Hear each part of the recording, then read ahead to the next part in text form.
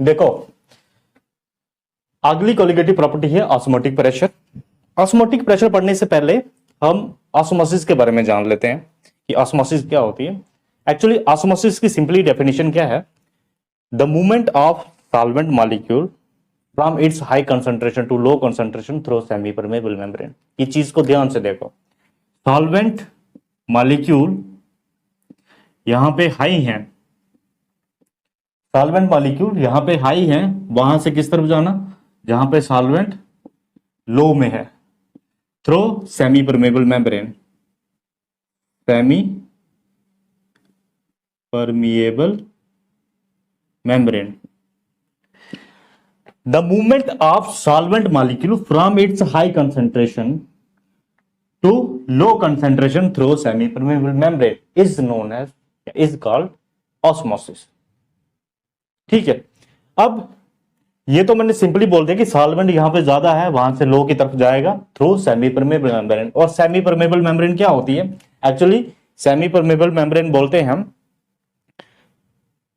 ये एक मेम्ब्रेन होती है जिसमें से सॉल्यूट मॉलिक्यूल पास नहीं कर सकते हैं, सिर्फ सॉल्वेंट मॉलिक्यूल पास करते हैं। अगर जो सोल्यूशन है हमारे पास, उसमें सॉल्यूशन में सॉल्वेंट और सॉल्यूट मिलाया हुआ है, अगर उस सॉल्यूशन को आप पास करवाओगे एक सेमी परमेबल मेम्ब्रेन से, तो उसमें से सिर्फ सॉल्वेंट के मॉलिक्यूल गुजरेंगे, पास करेंगे, सॉल्यूट के नहीं करेंगे। That is known as semi permeable membrane. ठीक है, तो इसमें सिर्फ सॉल्वेंट के मॉलिक्यूल पास करेंगे from its high concentration to low concentration. Solvent जहां पे ज्यादा है वहां से लो की तरफ जाएगा through semi permeable membrane, that is known as osmosis. अब देखो, जब हम इसको रेफरेंस देंगे सॉल्यूशन का, ये तो मैं सिंपल बोला सॉल्वेंट कहां पे हाई कम, जब हम सॉल्यूशन की बात करेंगे तो पहले आपने सॉल्यूशन में पहचानना है कि सॉल्यूशन में सॉल्वेंट कहां पे ज्यादा है, कहां पे ज्यादा है।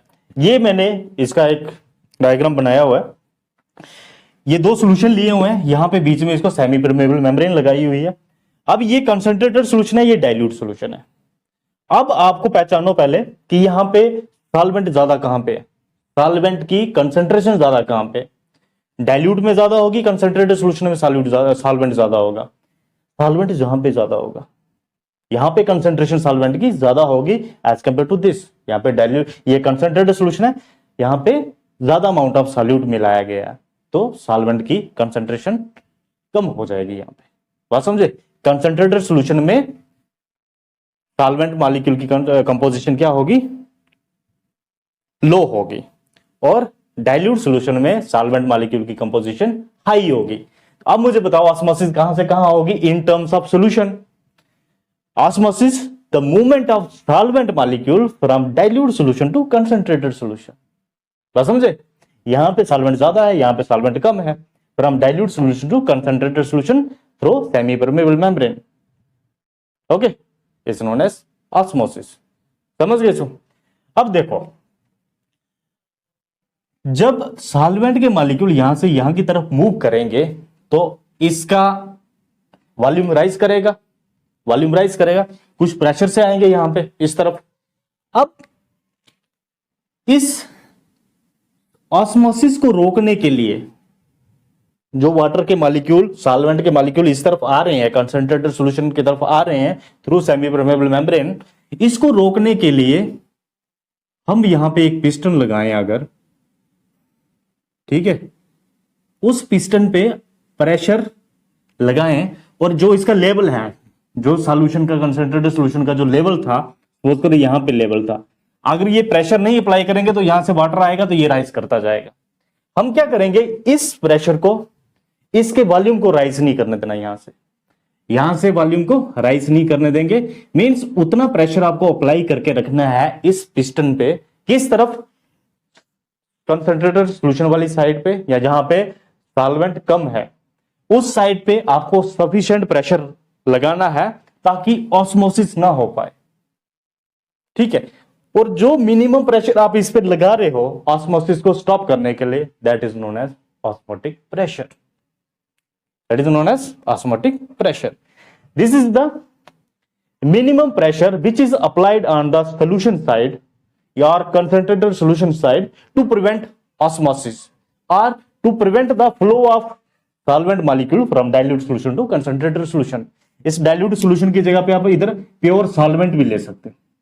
कई बार यहाँ पे सॉल्वेंट डाला था, प्योर सॉल्वेंट, सोल्यूशन का जिक्र ही नहीं होता, यहाँ पे प्योर सॉल्वेंट होता है। तो सिंपली आप क्या बोल सकते हो, osmotic pressure is the pressure which is applied on this side, means this solution side, concentrated solution side, to prevent osmosis. और प्रिवेंट ऑस्मोसिस नहीं लिखना है तो लिखोगे to prevent the flow of solvent molecule from this dilute solution to concentrated solution through semi permeable membrane. इतना pressure आपने जो apply किया, that is known as osmotic pressure. बस समझे। और ऑस्मोटिक प्रेशर को हम पाई से डिनोट करेंगे यहां पे, ठीक है। ऑस्मोटिक प्रेशर समझ लग गया, ऑस्मोसिस समझ लग गया, सेमी परमेबल मेम्ब्रेन समझ लग गया। अब आ जाते हैं अपनी क्वालिटेटिव प्रॉपर्टी पे, बस समझे। अब देखो, इस कंसंट्रेटेड सॉल्यूशन में जितना ज्यादा आप सॉल्यूट डालोगे, सॉल्वेंट उतना कम हो जाएगा, सॉल्वेंट उतना कम हो जाएगा। जितना सॉल्वेंट कम होगा, ग्रेडियंट उतना ज्यादा बनेगा। सॉल्वेंट जितना ज्यादा यहां पे लो होगा, उतना ज्यादा वहां पे हाई होगा, उतना ग्रेडियंट बनेगा और उतनी फास्ट, उतनी ही प्रेशर से सॉल्वेंट के मॉलिक्यूल इस तरफ फ्लो करेंगे। मींस जो ऑस्मोसिस है, मींस सॉल्वेंट का फ्लो यहां से यहां पे, वो डिपेंड करता है कितना ज्यादा आपने सॉल्यूट यहां पे ऐड किया गया। इसका मतलब क्या हो गया, जो आपका ऑस्मोटिक प्रेशर है that depends on the concentration of the solution, ठीक है। तो ऑस्मोटिक प्रेशर को डिफाइन करना आपने सबसे पहले, फिर आप आगे लिख सकते हो, अच्छा इधर सॉल्वेंट की जगह पे यहां पे लिख सकते हो from dilute solution to concentrated solution. इस तरह से भी ऑस्मोसिस कर सकते हो, सेमी परमेबल मेम्ब्रेन यहां पे भी लगानी है, और फ्रॉम सॉल्वेंट चैम्बर से, और उस तरफ सॉल्वेंट डाला होता, to concentrated solution, to solution simply लिख सकते हो। यहां पे प्योर सॉल्वेंट रखा था, सॉल्वेंट सॉल्यूशन की तरफ आ रहा है, ठीक है, क्योंकि सॉल्यूशन में सॉल्वेंट की कंपोजिशन, सॉल्वेंट का क्वांटिटी लो है, ठीक है। सॉल्वेंट प्योर स्टेट से सॉल्यूशन स्टेट की तरफ आ रहा है, this is osmosis through semi permeable membrane. इधर भी लगाने हैं, तो तीन तरीके से डिफाइन कर सकता हूं, this one, this one, this one, ठीक है। ये हो गया आपके पास। अब ऑस्मोटिक प्रेशर पे चलते सीधे। मैं क्या बोला आपको, osmotic pressure depends upon the concentration of the solution, this concentration of the solution. अब इधर जितनी ज्यादा कंसंट्रेशन होगी, ऑस्मोसिस उतनी फास्ट होगी, मतलब उतना प्रेशर से पानी इधर आएगा, और आपको उतना ही प्रेशर, ऑस्मोटिक प्रेशर यहां पे अप्लाई करना पड़ेगा to stop that osmosis, to stop that flow of water और solvent molecule towards this side. Means pi is directly proportional to concentration. और इसके साथ में ही वाटर के मॉलिक्यूल की मूवमेंट टेम्परेचर पे भी डिपेंड करेगा। जितना ज्यादा टेम्परेचर रखोगे, वाटर मॉलिक्यूल उतने ज्यादा फ्लो करेंगे, आपको ऑस्मोसिस उतनी ज्यादा होगी। तो pi is also depends upon the temperature of the solution, temperature of the experiment. तो समझे, this is the osmotic pressure that depends on the concentration of solution and the temperature of the experiment और the solution, ठीक है। अब दोनों को plus कर लो, तो पाई किसके बराबर हो गया, टी टी। कंसंट्रेशन यहां पे मोलैरिटी है, कंसंट्रेशन यहां पे क्या है, सी, ठीक है। कंसंट्रेशन यहां पे सी, यहां पे एम भी लिख सकते हो मोलैरिटी का, मोलैरिटी कैपिटल एम से डिनोट करते हैं, और आप सी रख लो यहां पे, ठीक है, उसको समझ लेना, ये मोलैरिटी है आपको। तो ऑस्मोटिक प्रेशर किसके बराबर होगा, सीटी के, डायरेक्टली प्रोपोर्शनल हुआ, बराबर नहीं होगा अभी। अब इसको बराबर करेंगे तो यहां पे कांस्टेंट लगेगा आपका आर, सी टी। इस आर की वैल्यू, जो ये कांस्टेंट ऑफ प्रोपोर्शनल लगा, जो प्रोपोर्शनैलिटी कांस्टेंट, इस आर की वैल्यू गैस कांस्टेंट के बराबर होती है। Gas constant PV equal to nRT, equation ideal gas equation से ली है। आइडल गैस इक्वेशन थी ना, पीवी इजिकल टू एनआरटी, वहां पे जो आर की वैल्यू थी वही इक्विवेलेंट वैल्यू होगी इसके लिए। मींस ये वाली इक्वेशन किसके लिए है, ये वाली इक्वेशन सॉल्यूशन के लिए है ना, वो वाली इक्वेशन गैस के लिए थी। तो गैस में जो आर की वैल्यू आई थी, कांस्टेंट वैल्यू, वही सॉल्यूशन के लिए भी वैल्यू आएगी। मतलब उधर आर की वैल्यू कितनी थी, 0.821, अगर प्रेशर किसमें था, एटमॉस्फेयर में था, और 0.83 कब थी, जब प्रेशर बार में था। तो इसका यूनिट क्या बनता है, यूनिट आपको मैं बाद में बताता हूं। इसको इधर से आप यूनिट भी यहीं से ड्राइव कर सकते हो, क्या यूनिट बनेगा आर का, मगर इसको पहले आगे ले चलो। देखो, pi is equal to R C T, या इसको सी आर टी भी लिख सकते हो, सी आर टी भी लिख सकते हो। अब देखो कंसंट्रेशन किसके बराबर होगी, मोल्स ऑफ बी इसमें कंसेंट्रेशन कितना सॉल्यूट मिलाया हुआ है, सॉल्यूट बी, सॉल्यूट हम हमेशा बी लेते आ रहे हैं ना, ए सॉल्वेंट को मान रहे हैं, बी किसको मान रहे हैं, सॉल्यूट को, तो B N B moles of B upon volume of B, this is the molarity, number of moles dissolve per litre of the solution, V volume into C को मैंने क्या लिख दिया N B upon B into T, ठीक है, we को इधर ले जाओ, तो ये क्या बन गया आपके पास, pi V is equal to N R T, वही वाली इक्वेशन आ गई ideal gas equation, PV is equal to N R T, उसी के बराबर बना दिया इसको, बस समझे, सिर्फ आपने कंसंट्रेशन को खोल दिया, क्योंकि ये मोलैरिटी है, मोलैरिटी क्या होती है, moles of solute dissolve per litre of solution, moles of solute dissolve per litre of solution मतलब volume of solution, this is litre, in litre में होगा ये, ठीक है, तो ये बन गया आपके पास pi V is equal to N R T, ये ऑस्मोटिक प्रेशर की इक्वेशन आती है आपके पास, ठीक है, तो ऑस्मोटिक प्रेशर पाई किसके बराबर होगा, गैस कांस्टेंट, कंसंट्रेशन और मोलैरिटी दिया, सिंपली मल्टीप्लाई करो, टेंपरेचर जो दिया उसके साथ मल्टीप्लाई करो, that is known as osmotic pressure, और this is the colligative property because it depends on the number of moles of solute, pi temperature condition constant होगी, आर कांस्टेंट होगा, concentration number of moles of solute पे depend करेगी, जितना ज्यादा solute आप add करते जाओगे उतना ज्यादा पाई की वैल्यू बढ़ती जाएगी, तो osmotic pressure this depends on the amount of number of particles of solutes and moles है ना, number of particles of solute molecules, so this is a pi is a colligative property here, और इसके आगे equation further हमने expand कर दी, और pi V is equal to NRT, ये आप आइडियल गैस इक्वेशन से समझ सकते हो, उसको कोरिलेट कर सकते हो आइडियल गैस इक्वेशन के लिए, वो वाली इक्वेशन जो थी वो गैसेस के लिए थी, ये वाली थी सॉल्यूशन के लिए, मतलब लिक्विड के लिए है, pi V is equal to NRT, वहां पे पी यूज किया था, यहाँ पे ऑस्मोटिक प्रेशर के लिए पाई यूज किया, ठीक है, ये आ गया आपको ऑस्मोटिक प्रेशर की expression.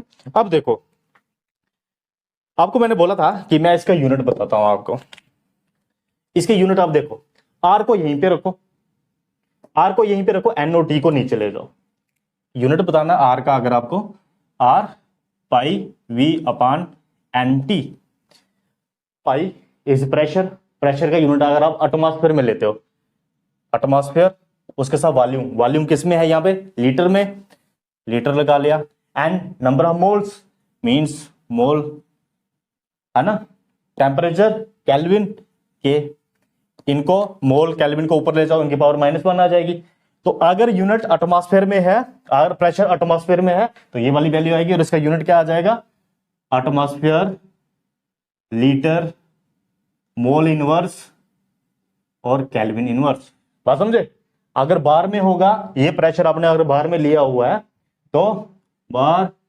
Litre mole inverse kelvin inverse, ठीक है, यूनिट निकालना कोई बड़ी डिफिकल्ट बात नहीं है, अगर आपको उसके एक्सप्रेशन पता है उसकी चीज को रखो उधर दूसरी तरफ ले जाओ, और जो बाकी वाले हैं इनके यूनिट लिख लो, वही यूनिट आता है फिर आपको, ठीक है, तो ये आ गया आर का यूनिट आ जाएगा आपको, तो ये आ गई आपको ऑस्मोटिक प्रेशर की एक्सप्रेशन।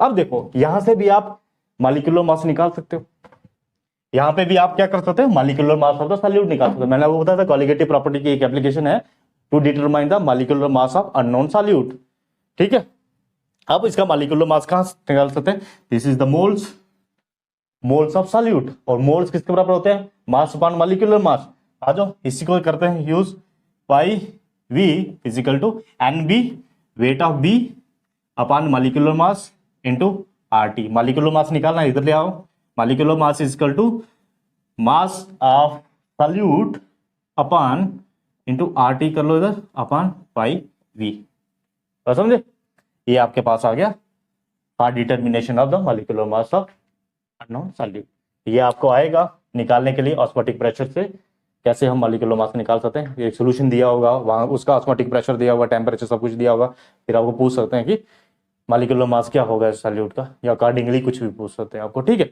तो ये हो गया ऑस्मोटिक प्रेशर कॉलिगेटिव प्रॉपर्टी जो है एक, और उसको कैसे आप ड्राइव करोगे, कैसे उसकी एक्सप्रेशन बनी ये वाली, ठीक है, और ये मॉलिक्यूलर मास निकालने के लिए इस कॉलिगेटिव प्रॉपर्टी को कैसे यूज कर सकते हैं, ठीक है, सिंपल है। अब देखो, इसके साथ में आपको ऑस्मोटिक प्रेशर का, ऑस्मोसिस का एक और कंसेप्ट है, कई बार आ जाता है, कई बार एनसीईआरटी में है ये मेंशन, तो कई बार पूछ लेते हैं एक्स्ट्रा सीबीएसई वाले, आपके पेपर में आ सकता है, isotonic hypotonic hypertonic solution, isotonic, hypertonic, hypotonic solution. देखो ये सोल्यूशन की जो डेफिनेशन है ये रिलेटिवली है। रिलेटिवली मतलब एक सोल्यूशन की दूसरे सोल्यूशन के कंपैरिजन में ये बात होती है, ठीक है। ये कब होगी,